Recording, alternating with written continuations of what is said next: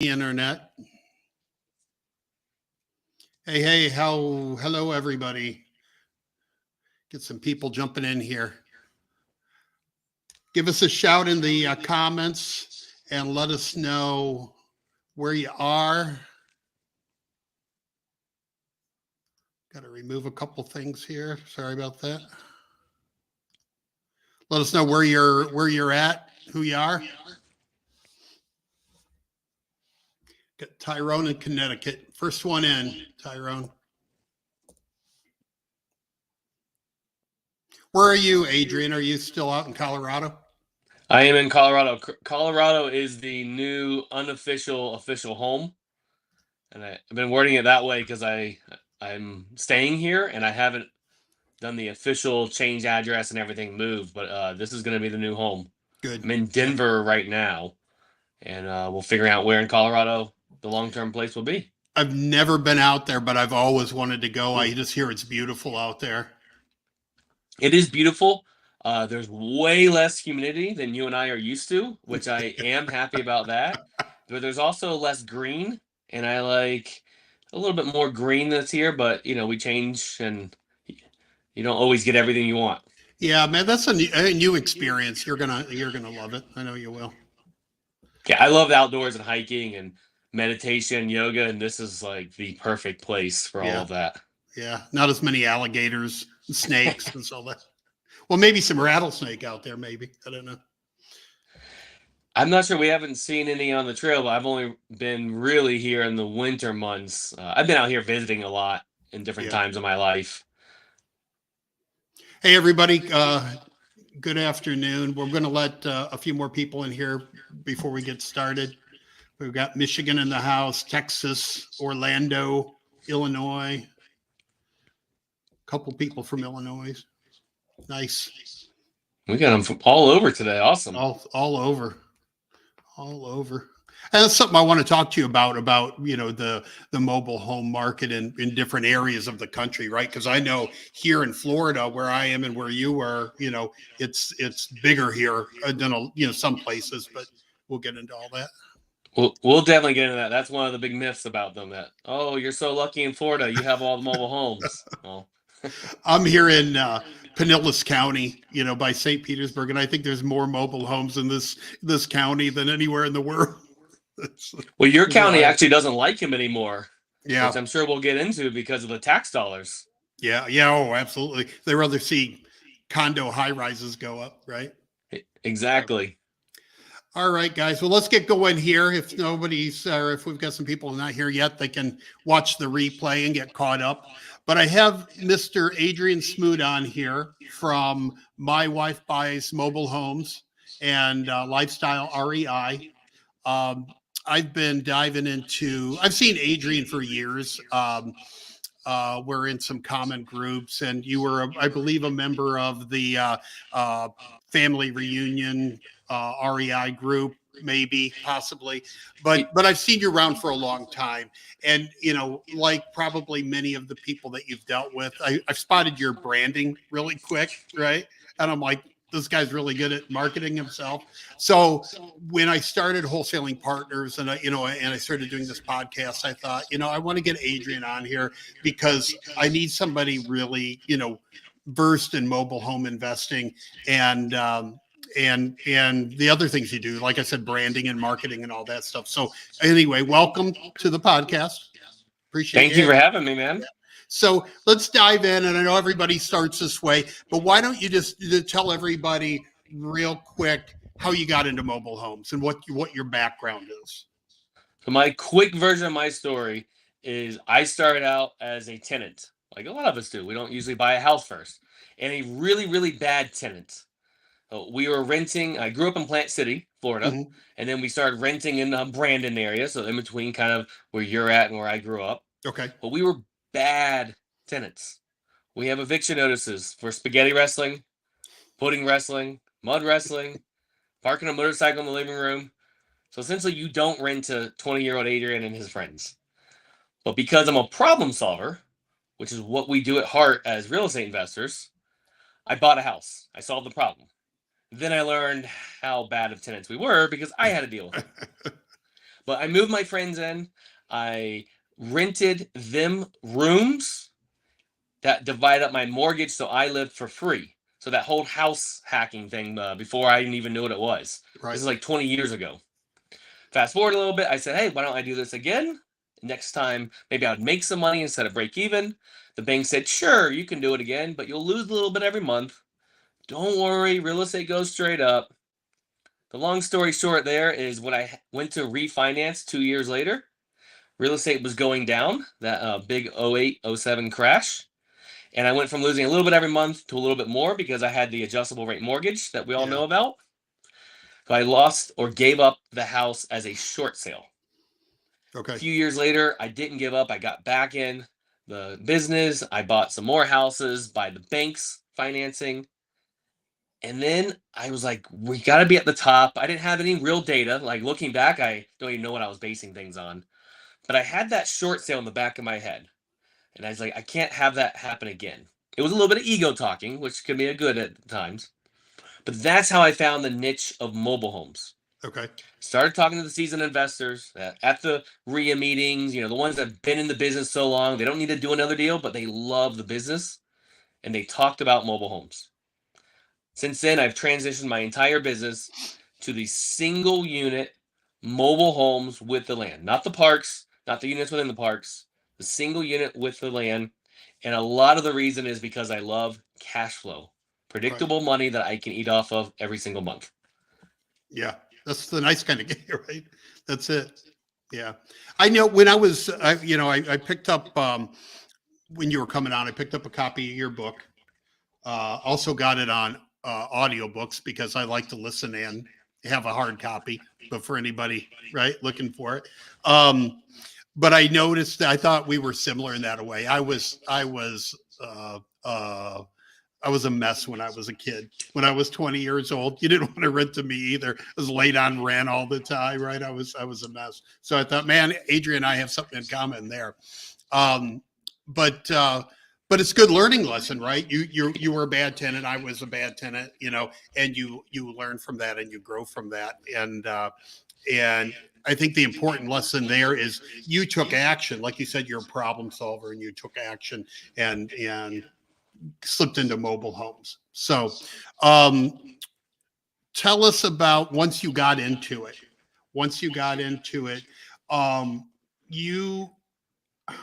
I emphasize this to people all the time.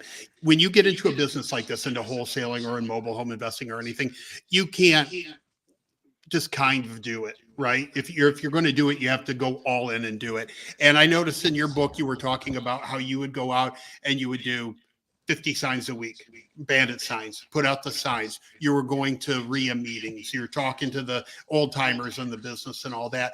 And I try to emphasize to everybody how important that is. When you decide to do this, you've got to go all in on it. So if you could talk to us about that for a minute, what in your mind said, okay, I'm going to do this, but I'm going to do it hard?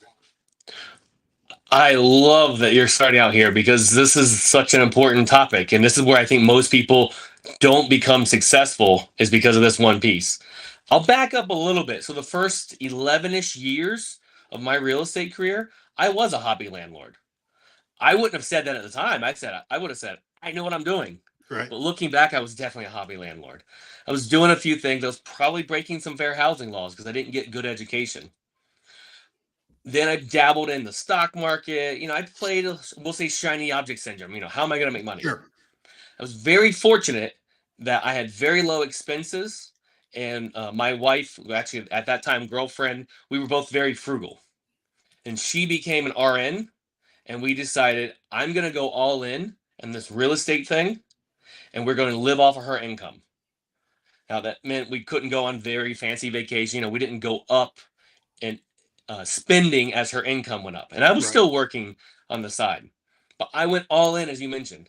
I was going to the RIA meetings, as you mentioned, 4 to 8 a week, every single week, within a 2-hour drive. If she was at work, I was at a meeting. If she was sleeping, I was at a meeting. And I did that probably 8 solid months until I started doing some deals And then, the money coming in became, all right, well, you're going to go here instead of spending the time at the meeting.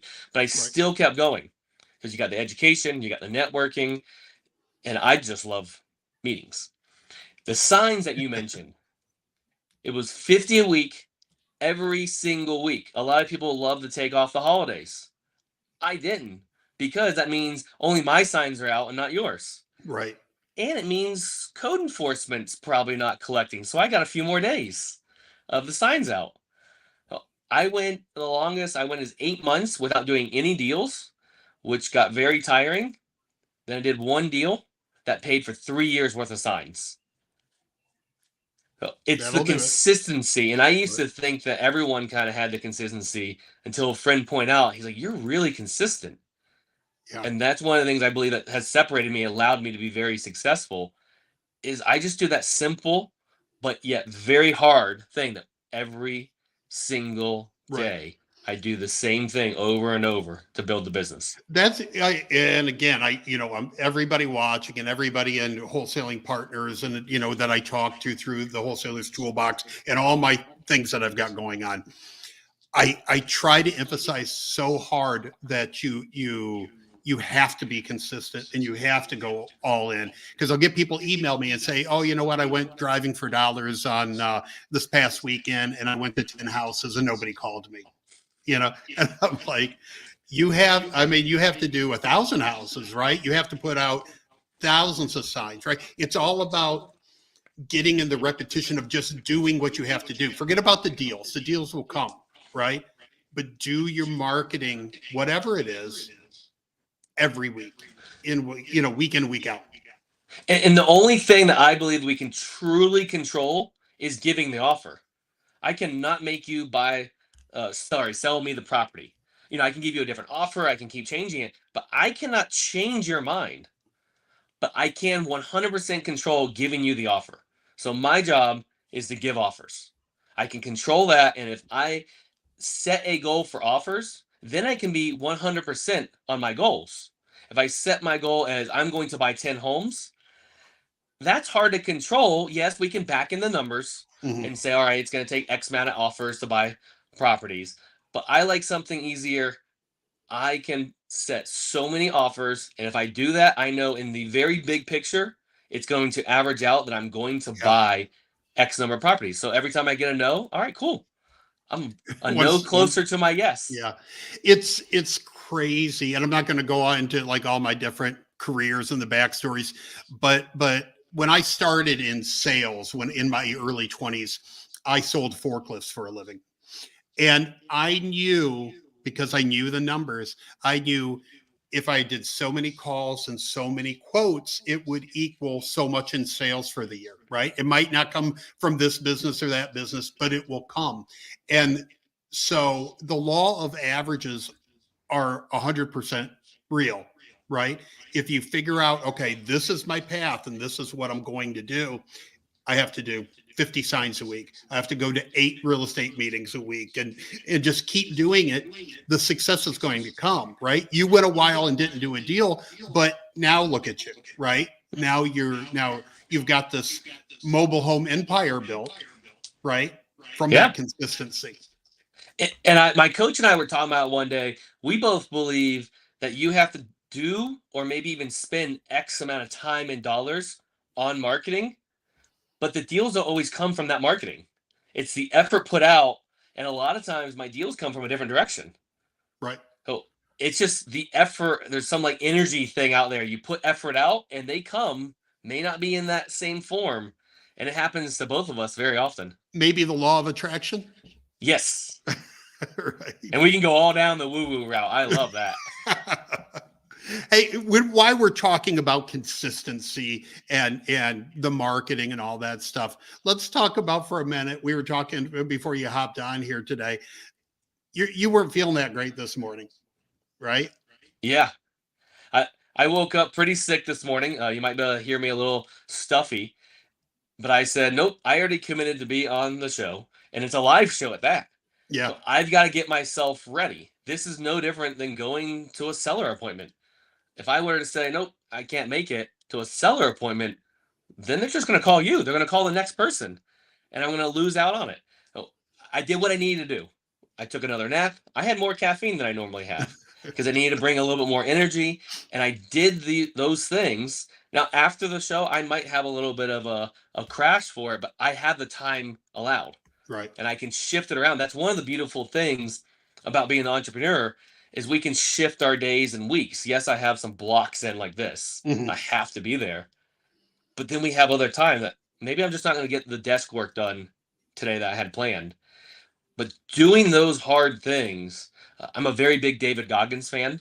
Mhm. And that's always in my head. I even was listening to Andrew Huberman. He's like a neuroscience and everything. He was talking about when we do hard things that we don't want to do, it grows a certain part of our brain. And it doesn't necessarily get easier, but we get better at doing hard things. And I think that's one reason today was easier than it would have been 5 years ago to get up and say, I'm getting on this show regardless. And before that, I did my Miracle Morning. That's one of my must-do things. It's a Hal Elrod Miracle Morning to get me in the right mindset and the right energy to be on here. And I do that every day. So then when the hard days like today come, it's just that little bit easier. So we've got you at your worst, is what you're saying. If this is your worst, you're doing all right. It really is. I mean, I've already taken 2 naps today. So you mentioned a couple books. I was watching another podcast with you, and you were talking about a book that you were currently reading. I think about a month ago. Feel the fear and do it anyway. Yes, right? Kind of goes into that, right? You. There's some things in life, and especially people getting in this business. And I talk to people about that a lot. They're scared to start. They're scared to take action, right? But like that title of the book, and I didn't read the book, so I'm just assuming what the message is in the book. But you have to do it anyway, right? You're scared, exactly. or you're sick, or you don't feel like it, or whatever. But you have to push through that. Yeah, and I don't even remember the Susan something as the author. It's from the 80s, and it feels like brand new science. This stuff isn't new. We're just starting to understand the actual science and what's happening in our body behind the scenes. Right. I look at it as that consistency. We can all do it when it's easy. My time to actually get a little bit of edge against the rest of, I don't think of people as competition, but my edge is to do it when it's really difficult. That's when most people are going to stop. And when it gets extremely difficult, that's even if I do it halfway, I just do something. It keeps the habit for me, but then it gives me that edge to break away from the regular crowd. Yeah,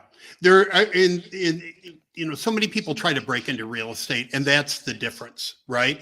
It's pushing through when other people quit, right? Because somebody else, they might put out bandit signs once and go, "This sucks. I'm not going to do this anymore," right? You're nailing up that first one, and you're like, "Is everybody driving by looking at me? Are they are they going to scream obscenities at me when I'm putting up the sign, or when you make your first cold call or whatever?" You're like, "This is rough," but the successful people push through that, right? They push through. Let's talk about that for a minute. About after you push through, right? And you start getting response to your marketing and your calls and all that stuff. For a wholesaler, because that's my biggest audiences, what are the opportunities out there for mobile home investing? I know you do a lot of buy and hold, right? But what about wholesaling? Does it have to be on its own land? Can you wholesale in a park? I mean, give us the lowdown on, if I'm a wholesaler, what kind of opportunities does mobile home investing open up to me? I think there's the most opportunity in the mobile home space right now for wholesalers than ever, because it's still a very hidden niche. My first experience with mobile homes was actually I wholesaled it. Actually, I'll back up. My very first experience is I bird dogged it for $0. And I saw that he made $18,000 in 2 weeks. And that was like, putting a little dagger in my back. And you're like, I didn't play that one right. Well, it gets worse because he had a podcast and I listened to him tell the story about it for 4 episodes in a row. And it was like he just kept wiggling the dagger around. But he did ask me, do you want anything for this? And I kept telling Gavin no. Mm-hmm. I'm like, no, you've given me a lot of CMAs. He helped me a lot. And I didn't see the value there. And then I watched what he did, and he made about 18K. I was like, I missed something. So that really woke me up. There's a lot of money in wholesaling. Now, you have to find the right buyers. There's definitely not as many buyers. There's becoming more. And you have to find the right ones and then learn the numbers. They're a little different. Overall, I would say it's about 80% the same as, we'll say, your traditional real estate, your site-built homes. Mm-hmm. But we traditionally pay less. I mean, we have a hurricane missile, a tornado missile. We have something that is not always as strong. I'll split up mobile homes kind of in two categories, and that's the 1960s, 1970s, and then the 1990s and newer. The 80s are just kind of going to be a middle ground. The 60s and 70s, there is almost no appraisal value. There's value to me as cash flow coming in. Right. But in Florida, I can't even get insurance anymore. So now I have to buy it that I'm going to self-insure. I'm willing to do that. But you got to give it to me at the numbers that I'm willing to do that. And that just changed 4 weeks ago. The 90s and newer, they're much more similar to a site-built home. So you got to find your numbers. I think a lot of people, when they're starting out in the mobile homes, in the wholesaling space in general, they find some legit buyers, the ones that actually close and you meet them. That's why I'm a fan of going to meetings over and over again. Right. Because then you see who's been there and who has a good reputation. And the way I started in the wholesaling world is, I'd say, David, I got this property. It's not under contract yet. Can I send it over to you and tell me what you'd pay? And then I would go back and get it for a few thousand less. And I just did the pure trust. And I had no one ever go behind my back. I didn't just see you one time at a meeting. It was the rapport building side of it. So I had people that do that a lot with me in my little buying area. So you got to find the people that are buying them, but you can wholesale them. Now, that's all mainly the home and land together. That's a real estate transaction. Mm-hmm. You're going to put down the legal description, and most likely at the very end of that, it's going to say together with 1972 single wide VIN, and it has that. So that's kind of how you tell it's a home and land together. Right. Can you do just the home, as you mentioned? You can. That's going into the DMV world, the car world.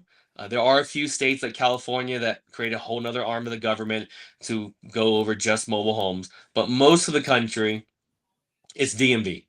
So you're just trading the title for money. The contract works a little different there. The way I've always done those is a trust factor.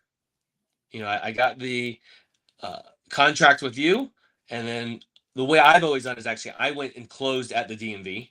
So I purchased it and then resold it versus just, we'll say, assigning the contract. Mm-hmm. You have to be a car dealer if you're going to get into that world a little bit. And I'm not a big wholesaler. I'm, like you said, I'm a buy and hold. And part of it is wholesaling was very difficult for me. I don't really know exactly why. Everyone has their different skill set. Sure. Yeah. It's just not mine. Yeah. All right. So on a mobile home on its own land, because I'm going to assume that banks aren't real fond about doing a 1970 mobile home on an acre of land loan, right? So for a wholesaler going out looking for deals and finding something like that can assign, what are the opportunities there of when you find that property, just saying, hey, tell you what, here's a cash offer, or I'll give you full price or maybe a little bit more than you want, and you just finance it for me, right? And then you hold that deal yourself, right? How many opportunities do you run across that look like that? You are 100% right. And I've never had anyone that has a 1960s, 1970s mobile home, when I have that exact scenario that you just described, say, well, why don't you just go to a bank? Because they know that the banks won't finance them. Right. I don't get that excuse. I used to get that excuse all the time. Or why don't you just go to a bank? And they were right for the last, decade and a half, that the banks were a better option. But now they're not. But for this whole time, the mobile homes in the 60s and 70s, people will accept payments on it. Yeah. So I don't use the word financing. I like payments. Payment, right. Because it sounds simple And also, it doesn't imply interest. And I like to start the negotiating at 0 and have you work me up. We've done a lot of deals that way. Like you said, whatever you're asking, yeah, David, I could do that if it's on payments. I saw I went to see a real estate coach or a wholesaling coach. I don't remember what she was, but it was years ago, 10 years ago. And she brought up that when she made an offer on a property, because she would be wholesaling, but she'd say, hey, I'll give you full price on your, what you're asking if you take whatever the number was, of the property divided by 100 payments. Do you do that strategy? I mean, like she would do it where there was no interest, but she would just say, take whatever the cost, 20 grand divided into 100 payments at $200 or whatever. So I do like to, before I go, have some type of number of a monthly payment that I can make money with. So as a buy and hold investor, I got to make sure that I can really make money. I have that number, and then I'll have a rough number of how much I can put down. And those are the two numbers I care about the most as a cash flow investor. And I will give the offer. I never talk about how long. And once you come back at me, well, how long is this going to be for? Well, I'm really open to that. If you allow me to make a safe monthly payment that really helps me in my business, because I don't want to ever default for my business, but I don't ever want to default because of you. I don't. And when we come with that, I haven't found that people are really big on how long. I've actually, unfortunately, had a few owner finance deals. Recently, I found out the seller has passed away. And so it lasted longer than them, but their heirs got it. Right. So the heirs have been getting the payments. And sometimes people want that. They want their heirs to get the payments. There's all different reasons that people sell. Peter Fortunato teaches that when we really find out the why, we can solve the real problem, not just give them a big cash number. Yeah, some people just don't want the headache anymore, right? It's not about the money. I've had wholesale deals where people bring considerable money to closing just to get out of it. I've had a guy that borrowed money from his 401k just to get out of it because he had a bad tenant, and he's like, I just don't want to deal with it anymore. What do you give me? And I'm like, I gave him a number, and it was short of what he owed on the property. So he's like, just take my money. So you never know. Yeah, I haven't had that one yet, but I'll tell you, because we have a lot of wholesalers listening. Wholesalers love to say cash, and they love to say fast closing. I removed those two from my marketing maybe 8 years ago because I actually don't want to pay cash. I'd much rather do some type of owner financing. Right.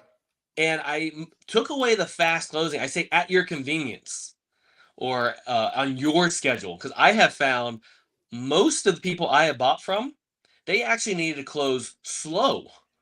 And I even talked to people that were scared because the wholesaler that came before me said, well, we'll close and you'll be out by the end of the week.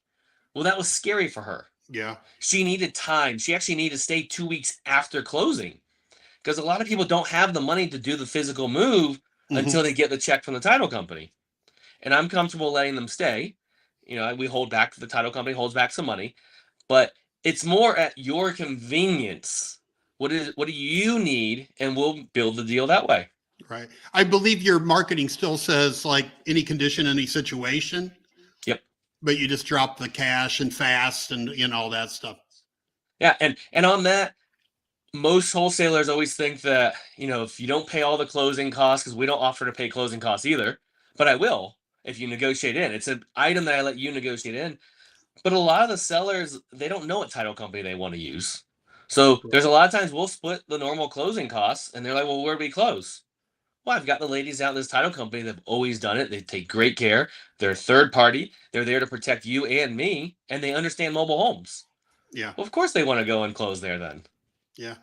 Yeah. Have all your pros lined up, right, for situations like that.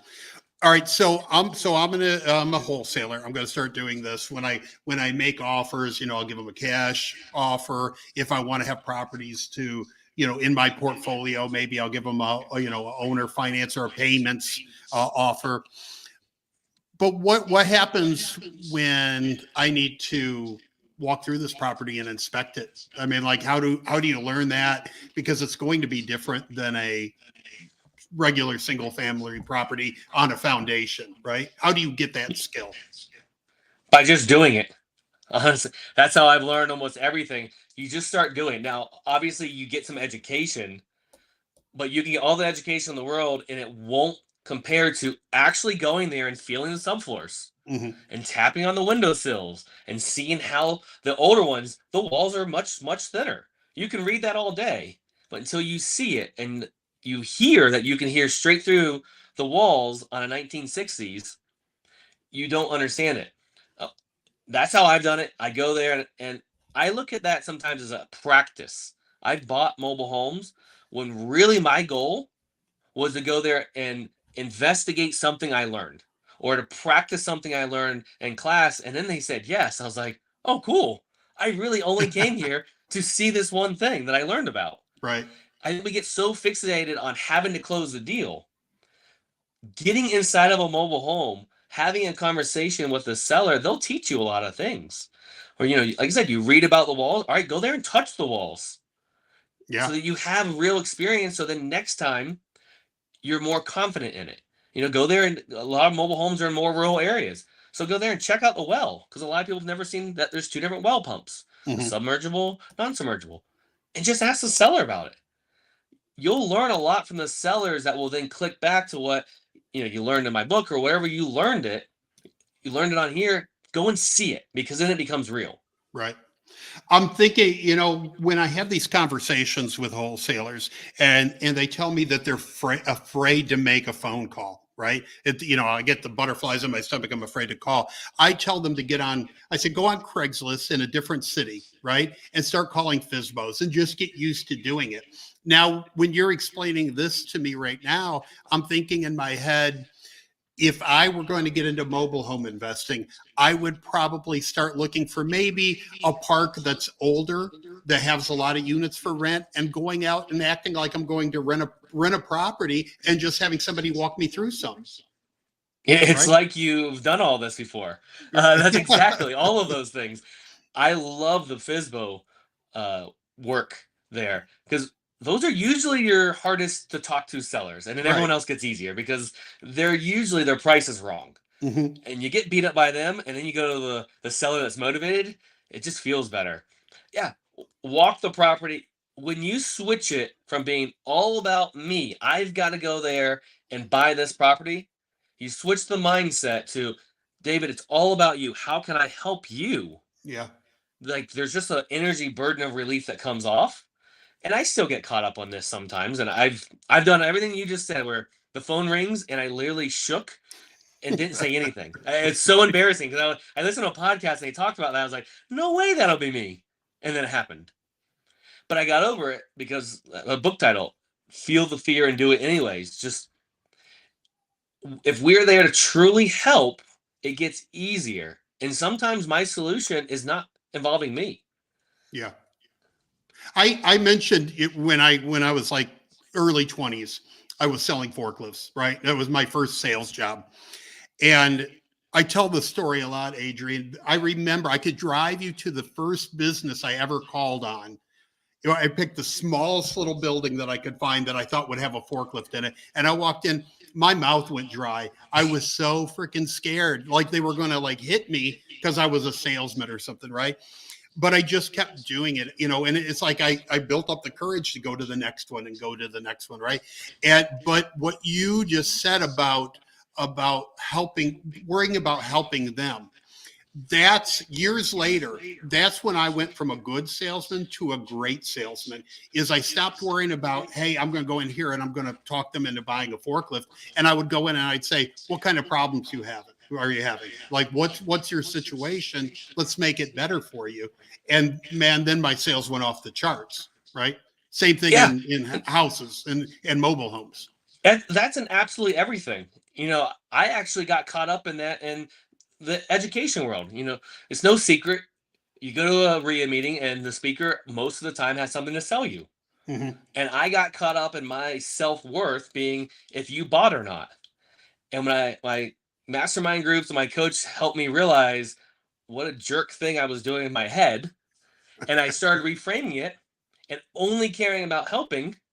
Ironically, which we understand what's really happening, sales went up because all I cared about was helping. And it's going to happen in the next phase of my life, whatever that is. That never stops happening as long as we keep helping. What's the Zig Ziglar quote? If you help enough people get what they want, you'll get what you want. Yeah. However, I'm sure I butchered it a little bit. I live by that. You can have everything you want in life if you help enough other people get what they want. Thank you. I'm a big Zig Ziglar fan. I'm sorry. And honestly, my routine before I speak a lot of times is listening to 30 minutes to an hour of Zig Ziglar and focusing on truly helping, getting the ego out of me, getting the self-centered part out of me that naturally creeps in, and just refocusing. I am there to help. And I'm not always the solution, but the people that I am the solution for, this is in the education world, the mobile home space, I sit down with sellers or get on the phone with them when I know I am not the solution, but I want to give them some things to talk about with agents. I want to give them things to talk about with the park or whatever, like just some pointers. Hey, look at this. Here's some ways I would sell it if it was mine. But I'm not your buyer. Right. Yeah, you have to do that because you're not always wholesalers are notorious for doing that. They'll go out to see somebody and they're like, how much do you want for your property? And the guy said, well, my neighbor just sold theirs for 140, so I want 180, right? It's, I want top dollar for it. And wholesalers are afraid to say, you know what? It's a great house, but it's not something that I buy, right? They're like, oh, somebody wants to sell, and they'll put it under contract, right? And you have to understand that you're not everybody's solution. Exactly. Right? And here, I'm starting to see a trend. So I'm a person that goes and sits down and talks. And when I do a seller appointment, I schedule 3 hours. And sometimes I actually hit that and go over because we are going to talk about anything and everything. And I'm going to make you bring up me buying your property. I'm going to look at the pictures that you have behind you. And I love to travel. So I'm probably going to see something about travel there. And I'm going to ask you about that trip. And I'm a truly curious person. Well, that's rapport building, which I think has gotten lost today. Yeah, it has. And I do that. And I'll tell you, about a year ago, we bought a property. And the first time I sat down with the sellers, they told me about the other people that walked through the property. One person walked through, 4 minutes, walked the whole thing, didn't say a word to them at all, and sent them a text message with an offer. They were pretty scared to even have anyone come. Another person wouldn't even go to the property. Just gave them an offer over the phone and made them FaceTime. Yeah. I went there and we talked for an hour and a half. And I explained to them all of the math. How it works if you're taking the property and wholesaling it. How it works if I'm buying it. I laid out everything. How it works if they sell it to me on payments. If I have to go to someone. I just tell everyone everything. Well, they ended up getting a better offer than me that fit them better. Well, they called me and said, hey, we really like you better, but we need the money that this person's offering. And I said, can you give me another day to look at it? I don't know if I can match that, but I'll try. Well, I was able to match it. The wholesaler came back and offered more, and they told them to go away in much meaner words and colorful words than that. Yeah. And when they bought me breakfast to sign the agreement, they said, I wish that other guy was sitting here and had to watch me sign it with you because he was not a nice guy. Yeah. And I'm hearing that more and more. People... I just did a video on that. Some guy, like one of these, TikTok guys, and how he got on like a verbal confrontation with a seller. And I'm like, that, you don't do that. Right. But people, they don't know how to build rapport or relationships. I was thinking about it yesterday. So many people are trying to do deals via text because they're scared to go out and meet somebody and have those conversations. So anybody watching this, if you have problems like that, go buy the book, How to Win Friends and Influence People by Dale Carnegie, right? And learn how to have human interaction and how to care about somebody and what they're trying to accomplish. I think you'll have much less competition by doing what you just said. The text message and the non-building rapport, it will work, but it is a pure numbers game. That's why people are now having to send tens of thousands, hundreds of thousands of texts to Yeah. even get one conversation, and then hundreds of those to get a close. It will work, but you have tons of people doing it. There's not a lot of people today, unfortunately, that are willing to go spend 3 hours to help someone out that might not make you any money. Right. And it feels good to do that, but that goes a long ways.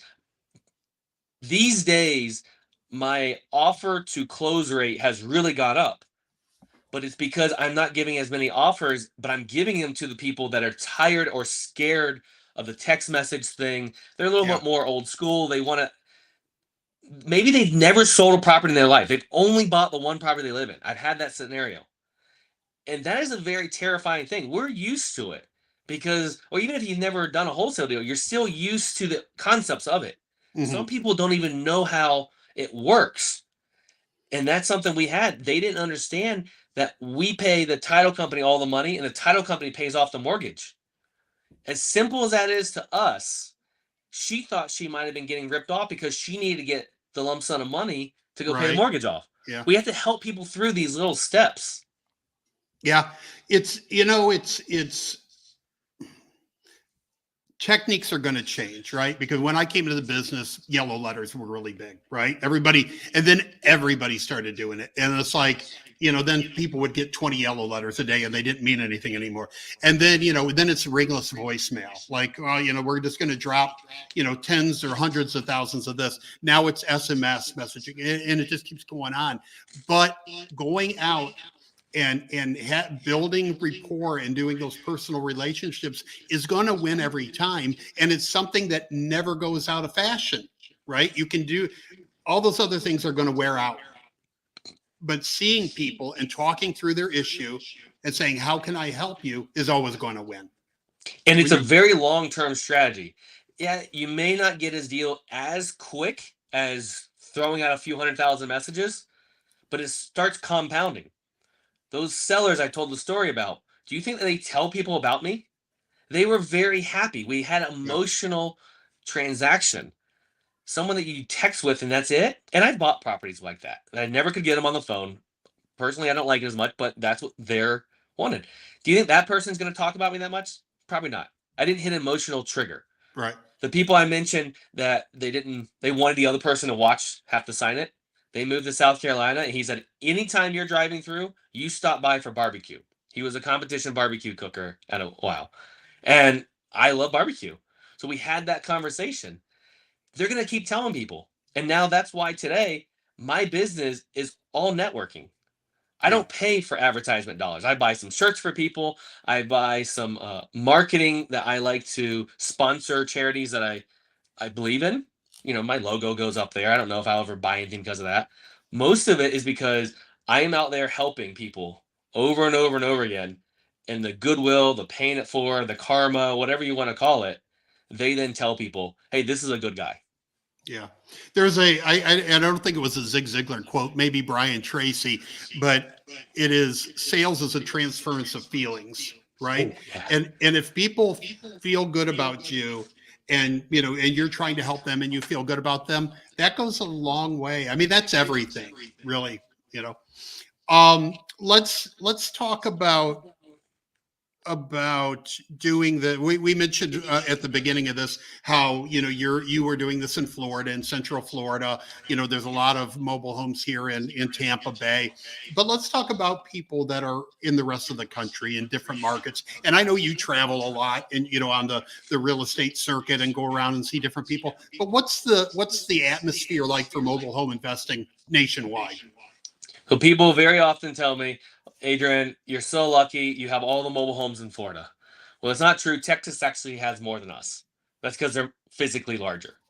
Yes, we have a lot in Florida, but they are in all the states. They've been in the Alaska, I think it's since the 50s. So if they have them in Alaska, they have them everywhere else. I will say it's partially because you're not looking for them, most likely. The reticular activated system in the brain, we can go that route if you want. But if you're not looking for it, you don't typically see it. I left a conference in Virginia, and Richmond, the city. And yes, in the city, there's not as many, and this is across the country, because of tax dollars. Cities want tax dollars, and it only makes sense. A taller building is going to pay them more. Right. So they're trying to kind of get rid of mobile homes, push them out. But just outside the city, there's people that live in mobile homes, and there's a lot of them. And every market. The only market I have found so far that didn't have anything within 2 hours of the city was Minneapolis. There was nothing within 2 hours that was a mobile home that we're probably going to buy and rent. There were some big farms that had them.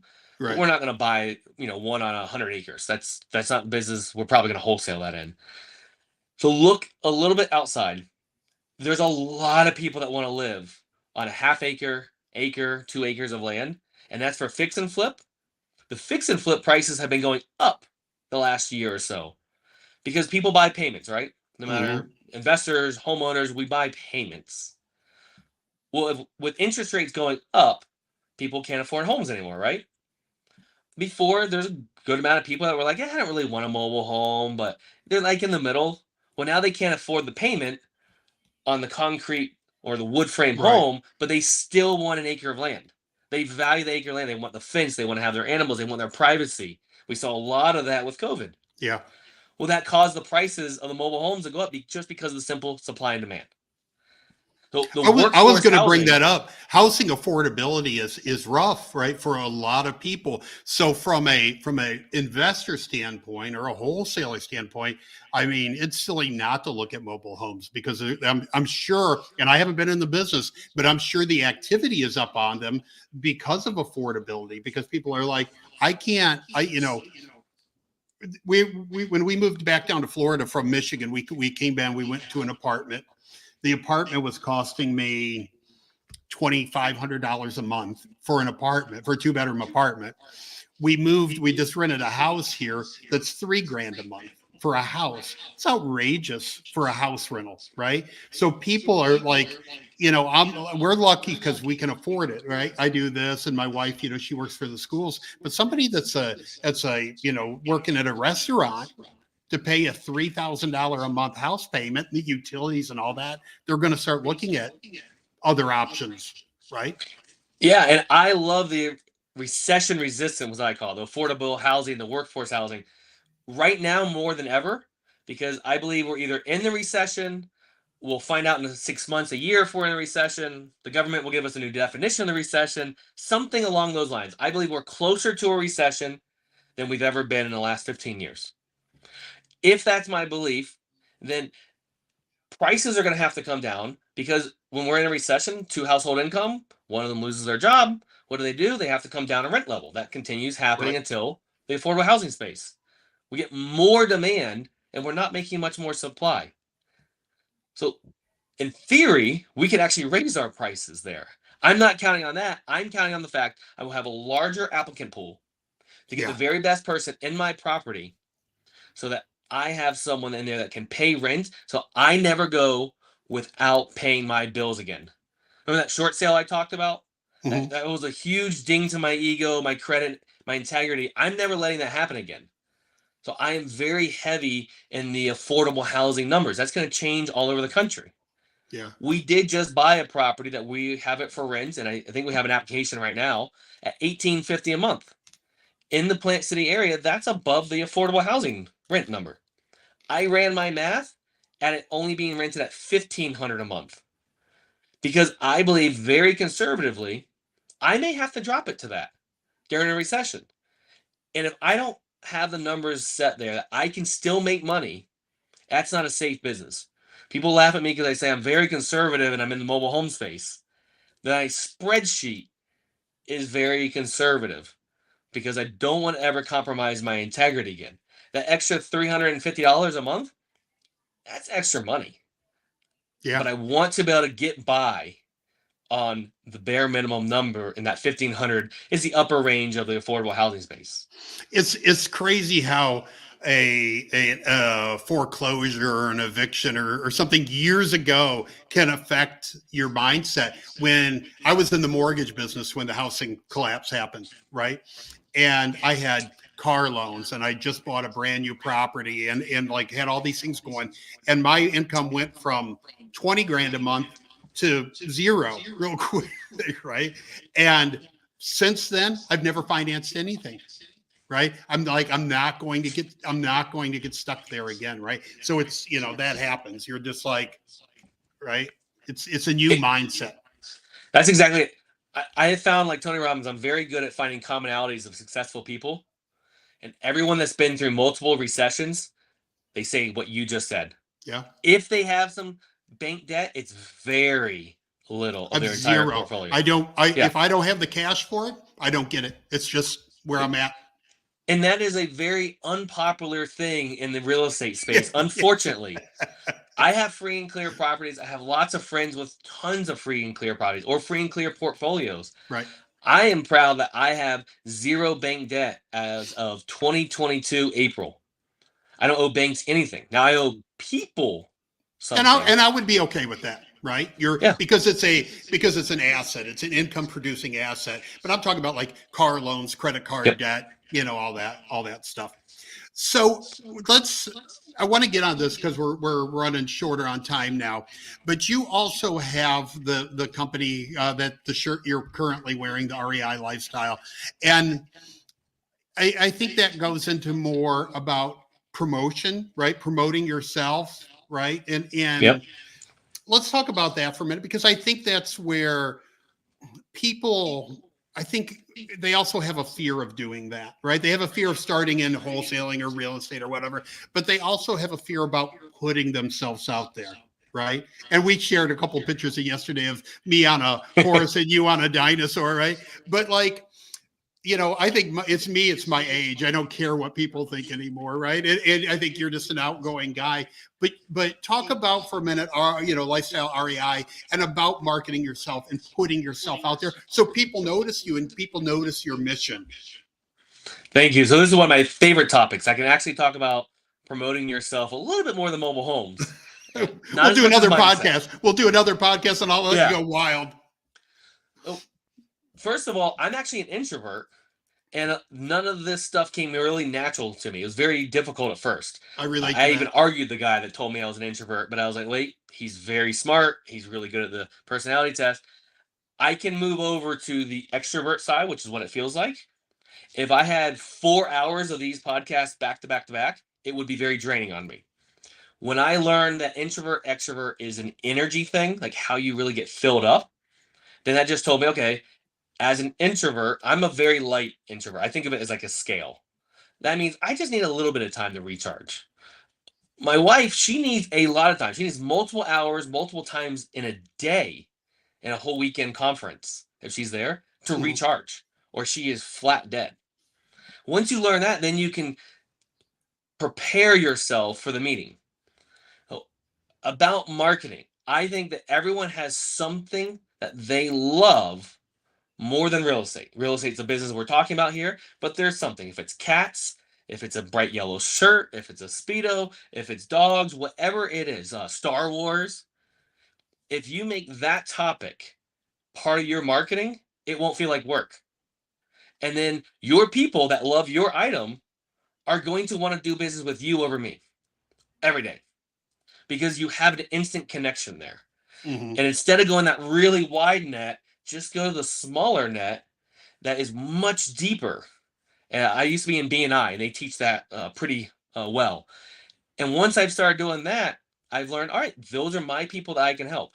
So my original buying brand, you already mentioned it, is a t-shirt. My wife buys mobile homes.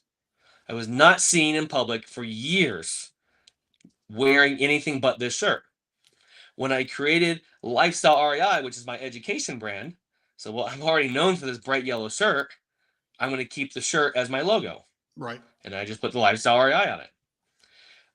My wife buys is third party. It kind of brings the edge down a little bit. It's not about me, it's about someone else. And women are better for marketing. True. Guys rather talk to women, and women rather talk to women. It's a brand new interaction. There's just a better energy feeling. As much as we try to do as guys, we have a little bit of a hard wall up. We can do things to lower that. So that is one of the pieces of why this shirt has worked. And I am the person next door. We talked about the sitting down, the talking. That's me. That's my personality. I am not the big corporate guy. If I was in a black suit right now, I would be uncomfortable. And you would feel that even through the internet here. You would still feel Right. that I feel stiff.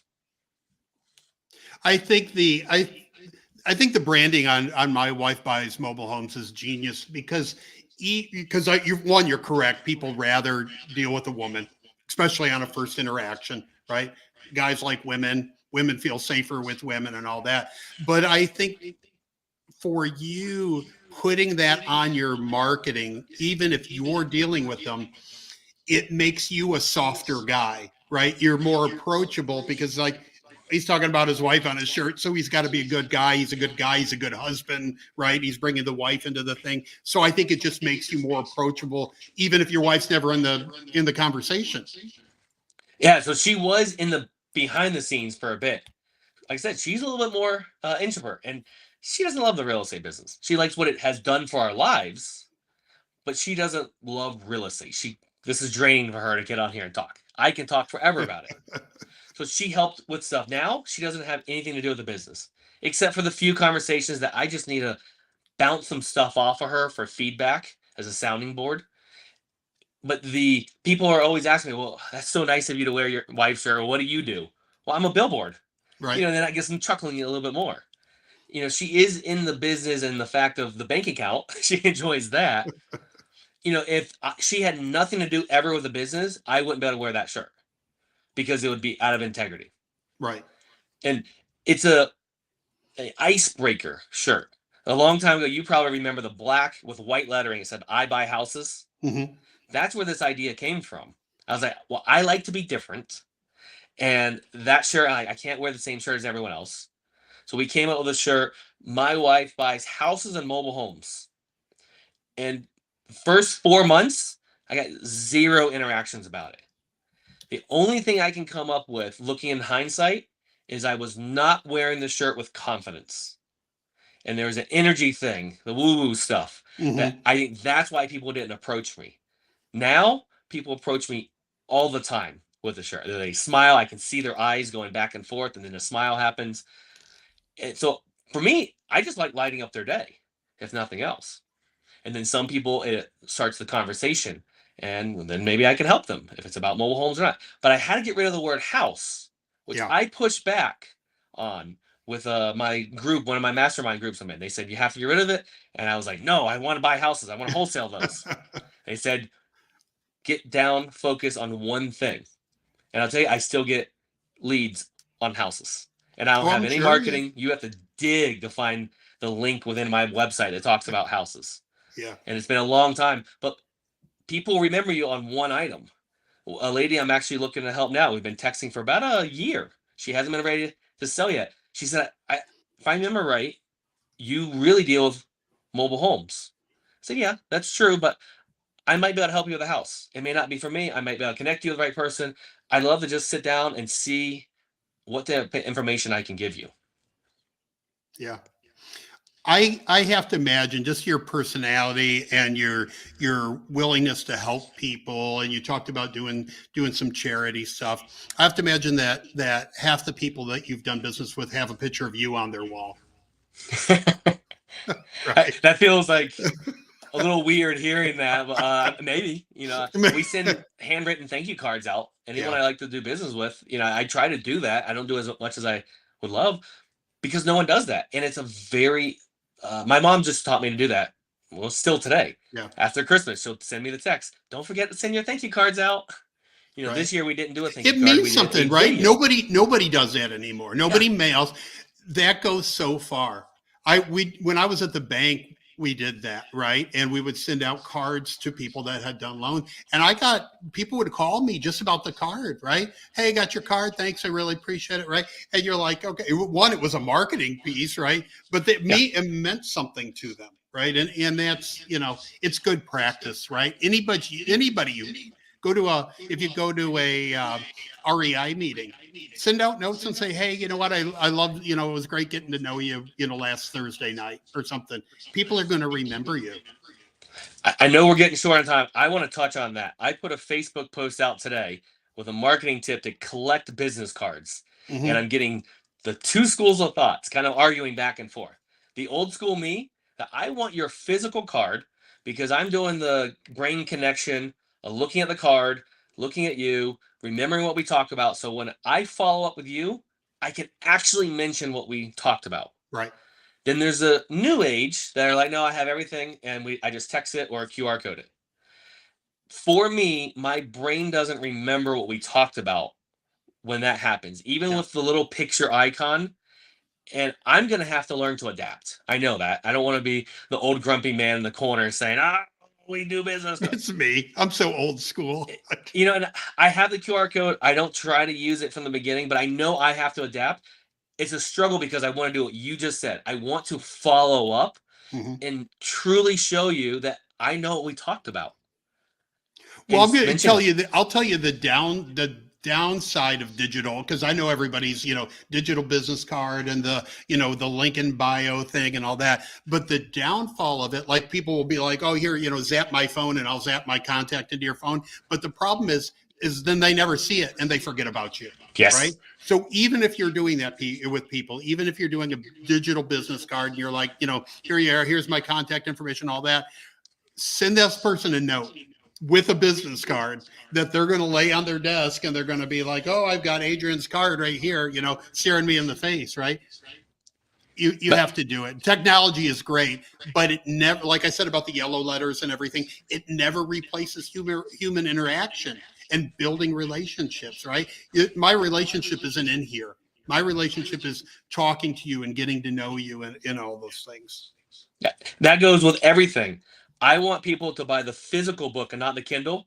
And I started raising the price to drop sales on Kindle because how are you ever going to remember me randomly? You see this yellow book, you might remember me in a few months. You're like, oh yeah, there's that bright yellow book. Yeah. Audio is similar because you heard me because I read it. I didn't hire anyone else. So you'll remember my voice because you listened to it for 3 hours. I want you to remember that. And it sparks something once away. The Kindle, maybe I'm limiting my mindset. I don't believe you're going to remember me in the future from the black and white of the Kindle. Yeah. Amazon loves me because I always buy both. I buy the audio and then the physical copy, which I read. Often I'll read it while the audio is playing, right? And I'll go through it and then it will go right back here. So I always remember it, right? So, but I would love feedback on that.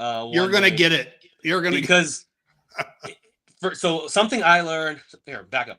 I was slow learning disability. SLD is what they called me through all of school. Basically, I have a learning disability and they just throw me in a corner. And then while I was writing my book, I learned I'm dyslexic. So a kind of inspirational thing, if a dyslexic guy can write a book and a dyslexic guy can go out and buy mobile homes, so can you. Right. The reason I really brought it up is when I read my book, that was the most difficult speaking engagement I've ever had in my life because there are grammar errors in my book. And I purposely left them there because when I got over the fear of me having bad grammar out there, it still happens today. Often Facebook, I put something, someone tells me to correct it. I used to be destroyed for a day plus because that's my weak area and just emotionally destroyed. Now, well, guess you don't have to know how to spell to buy mobile homes. And I wanted it to be acceptable to not be perfect and still be able to be successful because I got caught up in that mindset that everything's got to be perfect. I'm a recovering perfectionist. So reading a book that has grammar errors, and they're not huge ones, I don't think. They're smaller ones, but it was still very difficult because you go to read it the way it's meant, and you have to read it the way it's in the book for Amazon Audible to take it. Something behind the scenes. It was very difficult. Yeah. If it wasn't for Grammarly, I wouldn't be allowed in the business world. Right? Yep. I couldn't start to write a book without AI help or something like that. I often talk about my story, about how I was scared. I was an introvert as a kid. Horrible, right? Like if somebody came over and I was in my pajamas, I'd run and hide, right? Because I didn't want them to see me in my pajamas at 6 years old or 5 years old or whatever.